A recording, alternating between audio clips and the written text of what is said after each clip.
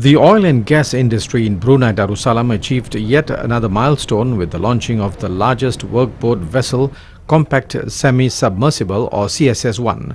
The 12,702-ton vessel belongs to Belite Shipping Company Sendirian Berhad (BSC) and financed by Bank Islam Brunei Darussalam (BIBD). The vessel was officially launched by Pehin Dato' Awang Haji Abdullah, the Minister of Communications. CSS-1 is the sixth vessel of BSC and will provide extra logistic services to its existing fleet, including its local and international clients. The vessel is also the third of its kind in the world and the first in the Asian region. Belite Shipping Company Sendirian Berhad (BSC) is the only Bruneian-owned company in the offshore marine industry and has been providing marine logistic services to both oil and gas and non-oil and gas operators for over 30 years. The launching ceremony took place at the Muara port.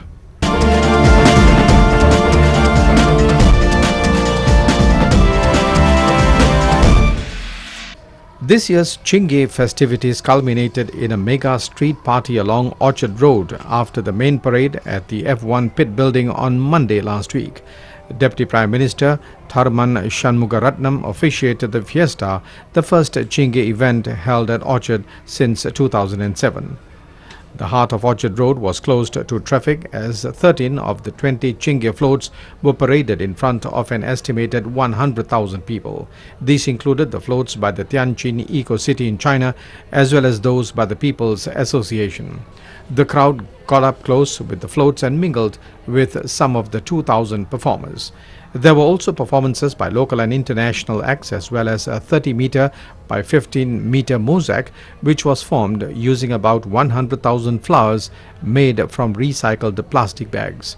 The Chingay celebrations were an Orchard Road highlight for 22 years until 2007, and so its journey back here is especially memorable against the backdrop of Singapore's 50th birthday celebrations. After many years, the Chingay procession is coming back to Orchard Road. So those days where I used to watch them along the roadside is gone. So now I want to take back the opportunity to watch the real Chingay procession going along the Orchard Road.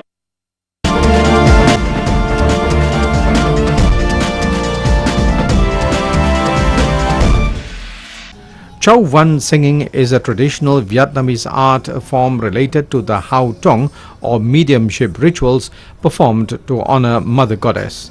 Hao Tong, which contains many unique cultural values, is used to create a connection between practitioners and deities with whom they attempt to communicate.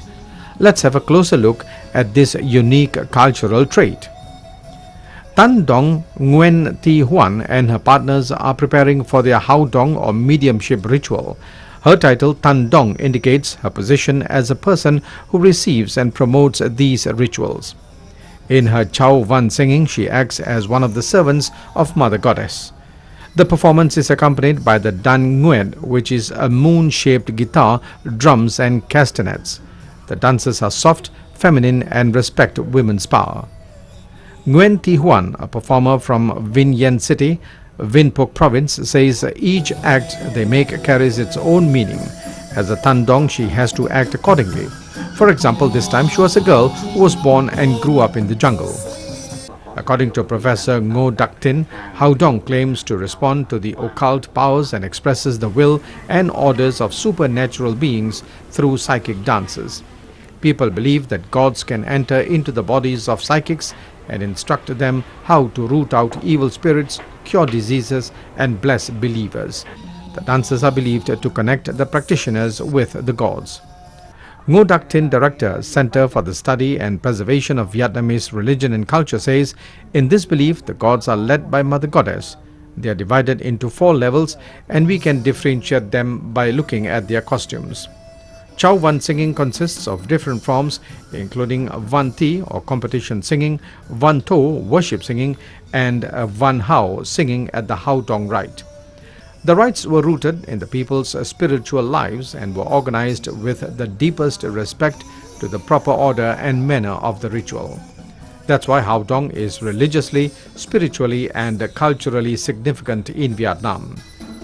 Nguyen Xuan Tin, a performer from Vinh Yen City, Vinh Phuc province, says Chow Van singers' singing techniques and beats are the most important. For those who are not naturally talented, it requires a lot of training. Over the years, Hau Tong rituals have been preserved and maintained by individuals, groups and temples, and relevant agencies are working on the necessary documents to apply to UNESCO for recognition of the traditional singing genre as an intangible cultural heritage of humanity.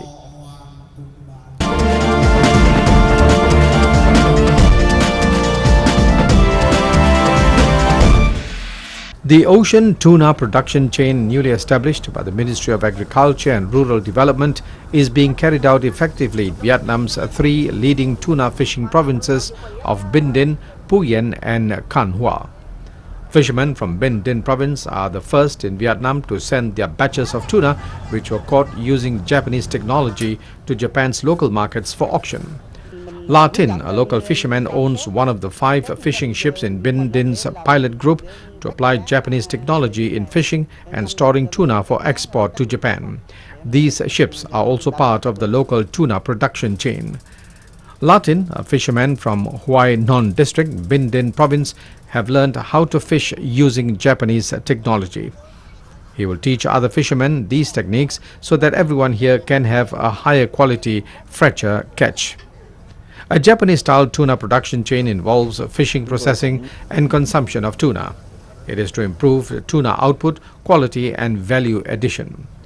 Local fishermen on these 5 pilot fishing ships are provided with comprehensive fishing and preservation equipment. Lee Hook Lok chairman, Binh Dinh People's Committee, said they are developing their tuna production chain. Right now, they are asking local seafood enterprises to improve tuna logistics services by buying new logistics ships. This kind of ships are to support fishing ships, purchase freshly caught fish and preserve them using the new methods. With this help, the freshly caught tuna can reach the market faster. Over the past 8 months, the pilot tuna production chain in Binh Dinh has helped double or triple the tuna prices during auctions in Japanese markets. Meanwhile, the new modern fishing and preservation technologies have helped local fishermen cut post-catch losses to less than 10%. Once the fishes are freshly caught and well preserved, they will reach out to more customers, including overseas.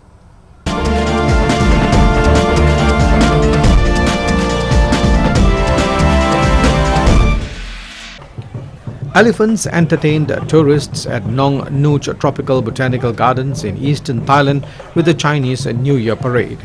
Among the many jumbos at the garden were talented trio aged 10 years, Baute, Morokat and Christmas, showing off skills in painting, dancing, massaging and lion dance.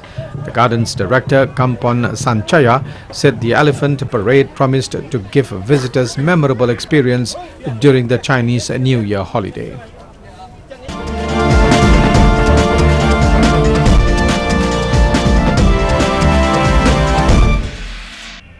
Artists from Japan and Vietnam have performed an opera in Hanoi based on a Japanese folktale. 30 singers from the two countries took to the stage. They wore traditional clothing, the Japanese in kimono and the Vietnamese in ao dai. They performed the tale of the bamboo cutter in Japanese. The story, said to be Japan's oldest, depicts the life of Princess Kaguya from her discovery inside a bamboo shoot to the point where she returns to her birthplace on the moon. The actors gave an emotional performance, sharing the main roles of the princess, the emperor and other characters. The Vietnam National Symphony Orchestra, led by Japanese conductor Tetsuji Honma, provided music. A spectator described the story as moving and praised the compositions. Organizers from the Japanese city of Yokohama staged the performance to deepen friendship between the countries through art. Yokohama and Hanoi are sister cities.